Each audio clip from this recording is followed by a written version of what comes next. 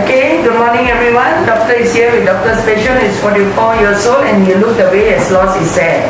It's a typical genetic male pattern hair loss, inherited from his family side, and he's lost the frame of his face.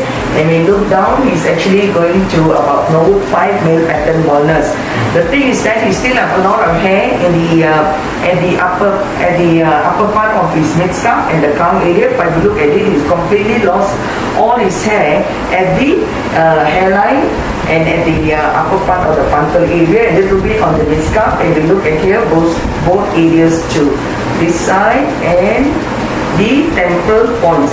So today we're going to recreate his hairline, give him the frame of his face that will give him, totally change his face back and remind him how he looked before. So hairline, look at this, the temporal points, so that his face will look softer and don't look so broad. Both the side here, look at that, and then we go upwards. So the area that's no hair, it will be kind of dense packing, and as you go above, he still has his own hair, and that will be in between his original hair. He's got a fantastic donor.